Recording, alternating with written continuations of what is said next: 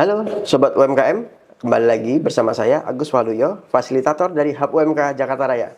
Kali ini kita akan membahas terkait batik Betawi yang merupakan adalah batik khas Jakarta. Seperti apa dan bagaimana perjalanan batik Betawi yang digawangi oleh seorang pengusaha hebat yaitu Pak Hari selaku owner dari Batik Palbatu. Ini dia cerita naik kelas.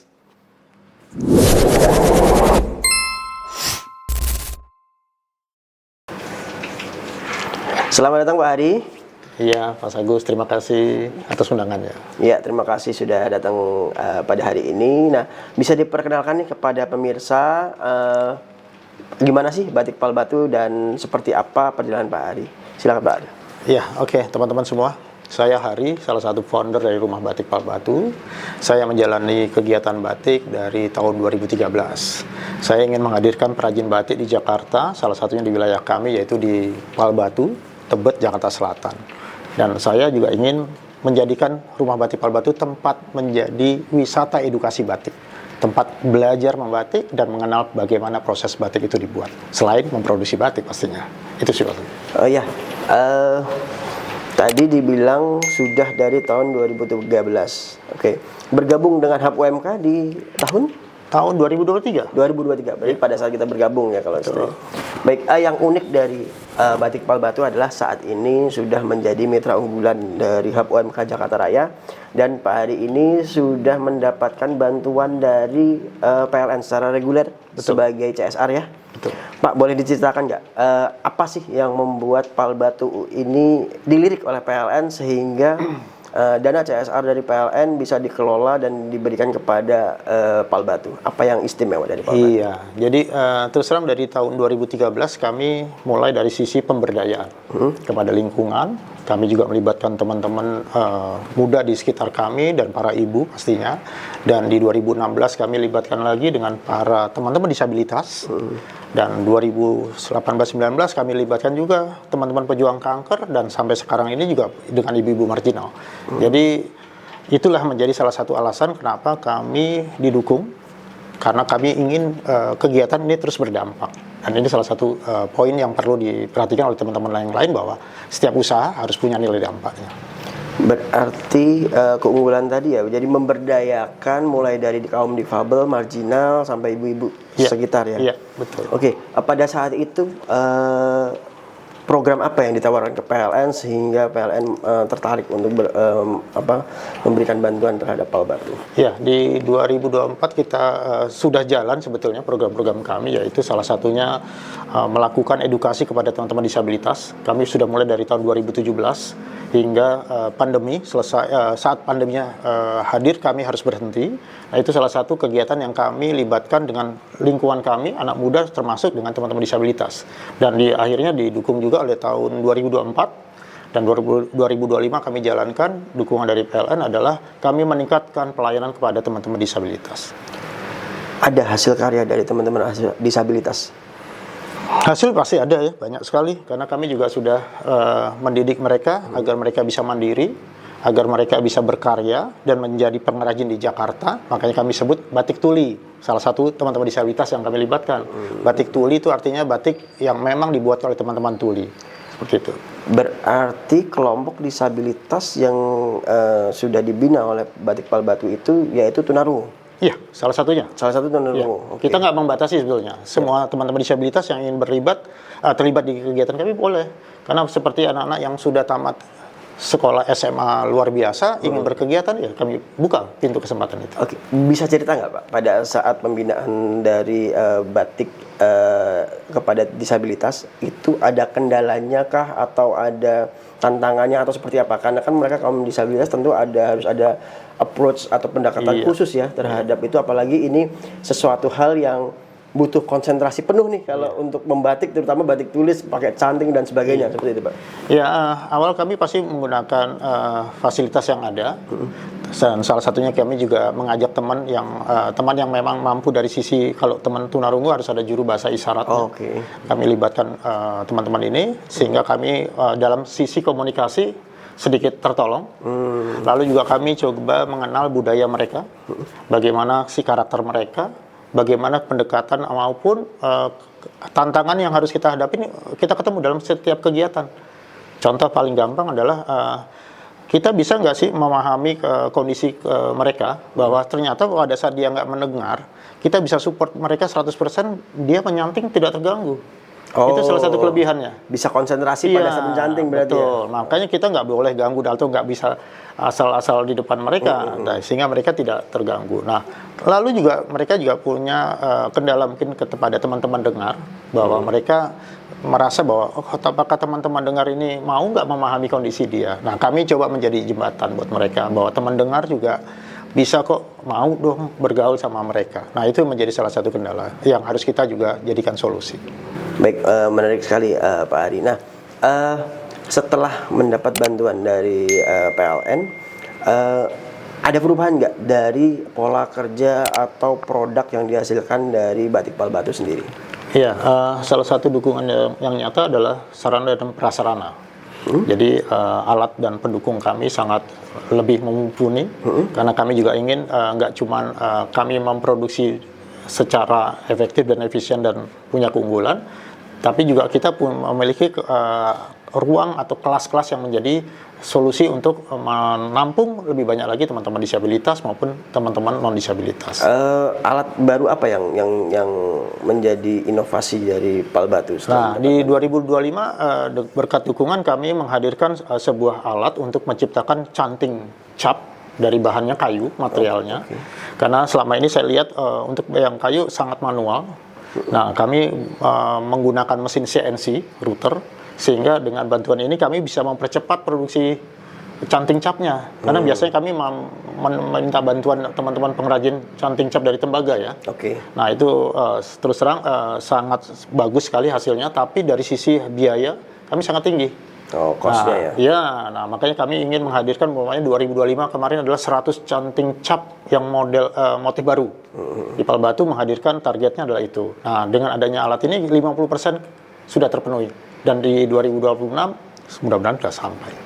Oke, kalau di 2025 tadi ada inovasi terkait pembuatan canting cap dari kayu. Nah, untuk di 2026 ini ada langkah baru nggak, gebrakan baru lagi dengan adanya bantuan dari PLN? Nah, ini menarik ya. Di 2026 ini kami dirikan namanya Akademi Batik Tuli. Ya, sebetulnya Akademi Batik Tulis yang memang kami concern kepada teman-teman tuli untuk mereka lebih bisa lagi memiliki skill dan kemandirian nantinya. Nah, kegiatan ini sudah menarik sekali karena kami juga inklusif. Kami juga melibatkan teman-teman dengar, sehingga ini menjadi menarik karena apa? Kami ingin memberikan pembelajaran juga kepada teman-teman dengar maupun teman tuli bahwa kita bisa kok bersatu. Kita bisa kok berkolaborasi seperti itu. Sudah berapa lama jangka waktu pembinaan Akademi Batik Tulis ini? Akademi Batik Tuli ini kami jadwalkan kurang lebih dalam tahun ini sekitar 6 bulan. Jadi kami dari bulan Mei kemarin kami sudah mulai.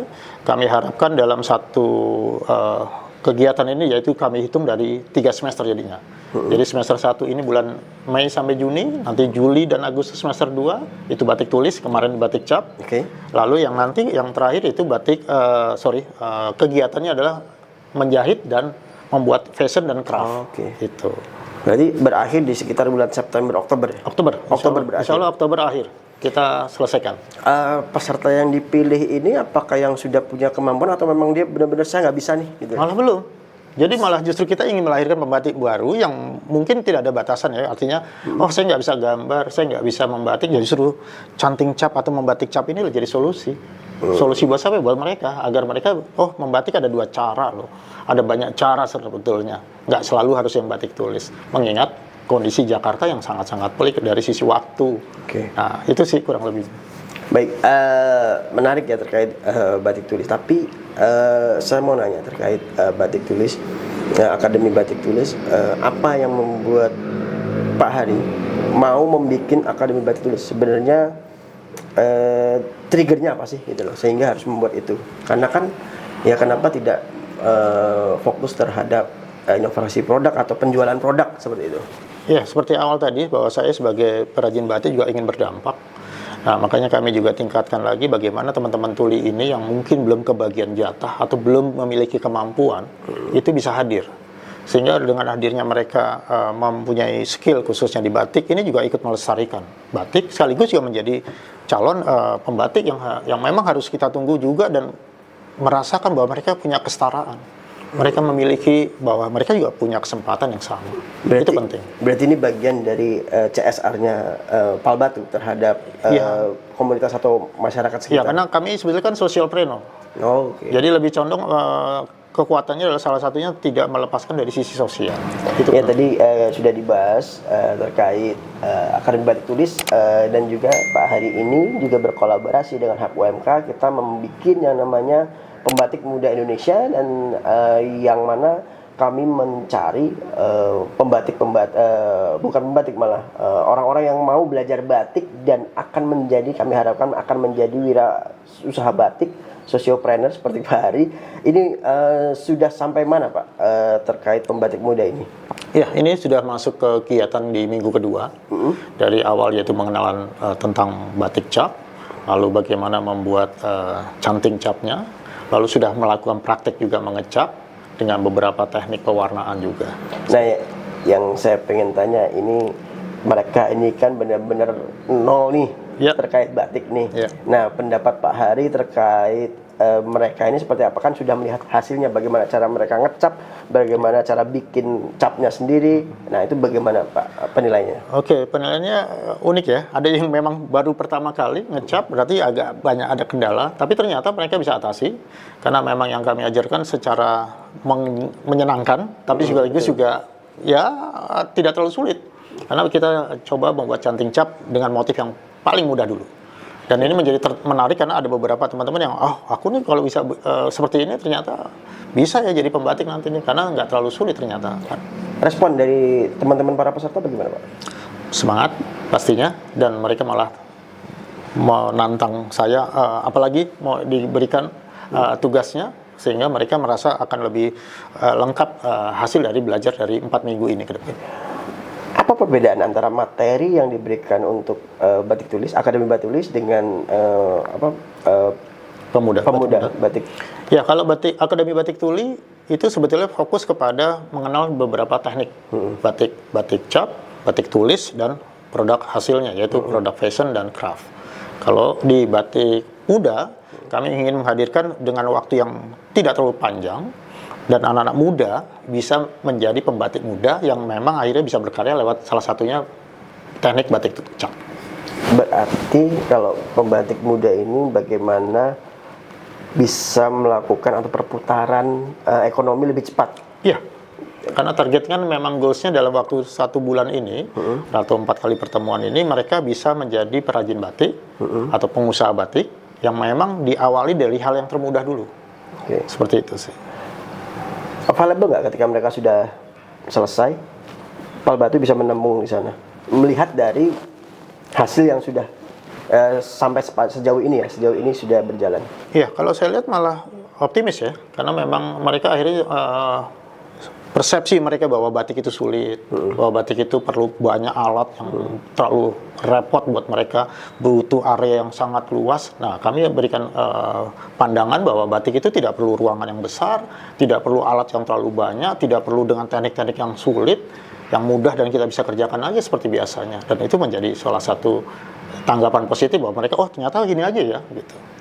Nah, Pak, tadi kan dikatakan bahwa berarti mulai dari Batik Akademi Batik Tulis, lalu Pembatik Muda Indonesia yang kolaborasi dengan Hub.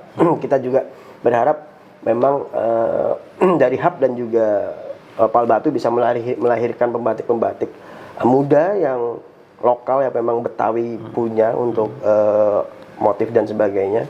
Berarti kan bikin batiknya di tempat Bapak sendiri, di Pal Batu sendiri. Untuk belajarnya di tempat kami di Rumah Batik Pal Batu, tapi untuk nanti ke depan mereka bisa produksi di rumah masing-masing. Oke. Gitu. Kalau untuk di Pal Batu sendiri dengan tempat produksi batik sendiri, lalu dengan ada banyaknya pesanan, ini bagaimana tentang pengaturan limbahnya, Pak? Oke, menarik ya. Jadi kalau instalasi pengolahan air limbah kami sudah punya berkat juga dukungan dari PLN. Kami sudah siapkan di sana sehingga apapun yang kami hasilkan dari proses limbahnya itu residu warnanya atau residu lorot atau lepas malam, kami sudah ada penampungnya. Berarti memang sudah proper ya, sudah ada terkait IPAL-nya ya berarti. Ya. Ini salah satu dukungan dari PLN juga di tahun lalu. Bagus sekali kalau begitu. Nah, ini dengan banyaknya aktivitas yang ada di Rumah Batik Pal Batu, sebenarnya penjualan atau apa sih yang menjadi program unggulan dari Rumah Batik Pal Batu sendiri? Gini, Rumah Batik Pal Batu selalu setiap tahun punya target produksi. Selain kelas yang kami targetkan, ada program apapun kami buat setiap tahun. Nah, salah satunya saya sampaikan di 2023 kami targetkan adalah 1.000 kain. Setelah pandemi. Lalu 2024 kami buat hampir 2024 kain. Dan 2025 kami kemarin targetkan bukan produksi kainnya, tapi tadi canting cap. Canting cap kayunya kami kuatkan. Sehingga kami sekarang sudah menjadi salah satu atau yang pertama menciptakan motif dengan canting cap itu lewat kayu. Menggunakan mesin CNC. Lalu yang ini, kami di tahun 2026 ini, kami targetkan 3.000 kain. Nah, 3.000 kain ini solusinya apa sebetulnya? Bukan kami hanya ingin banyak-banyakan, tapi kami ingin melibatkan siapa dalam proses membuat 3.000 ini. Dan strategi marketing kami juga B2B sekarang, bukan B2C, B2B. Nah, banyak instansi yang menggunakan untuk seragam maupun sekolah, itu sudah mulai. Bagaimana ini, ada nggak intervensi dari pemerintah setempat yang sudah melirik Pal Batu? Untuk saat ini, alhamdulillah tahun ini dalam rangka ulang tahun Jakarta, kami sebagai warga di Kecamatan Tebet, kebetulan kami Pal Batu itu ada wilayah namanya Kelurahan Menteng Dalam dan Kecamatan Tebet. Pak Camat dan para rekan-rekan lainnya sudah mendukung kami yaitu menggunakan batik Pal Batu. Dan kami juga ada di beberapa wilayah sebagai mural, motif-motif Pal Batu akan digunakan. Itu salah satu cara untuk mempromosikan kami juga. Dan ini dalam rangka ulang tahun Jakarta yang nggak lama lagi. Baik, Pak, Bapak sudah banyak membuat kelas dan juga banyak ikut dalam, akhirnya banyak tercipta komunitas-komunitas batik yang ada di Jakarta. Ini apakah Pal Batu tidak merasa tersaingi dengan adanya banyaknya komunitas yang sebenarnya justru malah muncul dari karena Bapak buka kelas seperti itu? Bagaimana? Ya, ini menarik, sekali lagi menarik, karena memang banyak kali teman-teman saya kalau udah mengajarkan kepada rekan-rekan yang lain, itu merasa khawatir, takut produknya menjadi nggak laris atau nggak laku karena ada saingan. Kalau saya terbalik, karena saya malah lebih senang kalau ada teman-teman yang sama berkegiatan dengan saya, bisa berkolaborasi dengan saya, mungkin malah berarti pelestarian batik yang saya jalankan ini sudah terbantukan. Pertama, yang kedua, apapun itu dampak yang ada pasti lebih luas lagi. Dan yang ketiga, pastinya masalah rezeki sudah ada yang mengatur ya. Sehingga saya merasa yakin bahwa apapun, karena rumah batik juga didatangi oleh beberapa teman-teman dari luar negeri ya, yang ingin membuka kelas juga di luar. Kami berikan, kami buka caranya memproduksi, bagaimana membuka kelas, bagaimana menghadapi tamu, segala macam kami ajarkan. Agar apa? Pelestarian batik ini bisa diterima oleh negara-negara lain. Dan batik Indonesia mendunia. Harapan saya itu. Kalau produk unggulan dari Pal Batu sendiri apa sih, Pak? Produk unggulan di tahun 2025 sampai 2026 ini kami kejar yaitu batik cap. Dari sisi efisiensi, dari sisi target besarnya itu kami ingin mengajak anak-anak muda menggunakan batik, tapi tidak dengan harga yang terlalu tinggi, sehingga menjadi solusi juga tadi pelestarian batiknya, bahwa mereka bisa menggunakan ready to wear dengan harga yang tidak terlalu mahal. Itu jadi salah satu cara saya mengajak anak-anak muda bisa menggunakan batik yang asli. Apalagi motifnya kami hadirkan beragam, batik Jakarta yang kekinian, lebih terlihat tidak kuno, tidak terlalu tua dari sisi warna dan lainnya. Itu menjadi solusi. Ini menarik. Batik Jakarta itu kan identik dengan gambar ondel-ondel atau Monas atau mungkin alat musik tanjidor dan sebagainya. Nah, bagaimana dengan Pal Batu sendiri? Kalau Pal Batu sudah sedikit memberikan edukasi ke teman-teman baik itu pengrajin maupun pengguna ya. Teman-teman pengrajin juga ada yang selalu menggunakan batik motifnya ondel-ondel, Betul. motifnya Monas. Nah, saya ajak, ayo kita bergeser sedikit. Bukan berarti meninggalkan motif ini ya, tapi mengajak juga, menciptakan juga untuk motif-motif yang terbarukan. Nah, kami di Rumah Batik sudah hadirkan hampir 100 motif yang terbarukan, sehingga menjadi solusi juga buat pembelinya. Nggak cuma warga Jakarta yang bisa beli. Warga di luar Jakarta pun mau membeli dengan motif yang kita hadirkan. Apa contoh motif selain itu? Kuliner Jakarta nggak cuma kerak telur. Oke. Ada macam-macam, ada putu mayang, selendang mayang. Itu dijadikan Ya, jadikan motif batik. ada ongol-ongol, ada kue pancong. Terus ada flora-flora banyak. Melati gambir. Nggak cuman bunga-bunga umumnya. Iya. Rasa mala dan lain-lainnya, gandaria juga bisa, buah-buahan juga kita hadirkan. Dan bangunan cagar budaya juga kami hadirkan. Stasiun-stasiun yang ada di Jakarta ini juga kami hadirkan dalam bentuk motif. Nah, keragaman ini menjadi salah satu jawaban bahwa orang nggak melulu milih yang, maaf, ondel-ondel maupun Monas saja. Meskipun itu memang otentik Jakarta ya. Bahkan kami hadirkan rempahnya Jakarta dulu tuh kayak apa. Nah, itu menjadi menarik. Oh, akhirnya kita juga ajarkan tentang sejarah. Bahwa dulu ada rempah yang memang menjadi sampai sekarang dikenal sebagai unggulannya. Berarti memang untuk menarik pangsa yang lebih besar, Pal Batu membuat motif-motif yang lebih luas lagi. Lebih luas dan inovatif buat anak muda, supaya mereka merasa, oh aku diajak pakai batik tapi nggak kelihatan kayak orang tua. Betul. Itu jadi salah satu solusi dan salah satu jalan untuk kami terus bisa bertahan dan nanti bisa terus menjalankan dalam bentuk usaha yang berkelanjutan. Itu sih. Oke, baik, menarik sekali ya pembicaraannya. Nah, ini mungkin satu pertanyaan terakhir, Pak.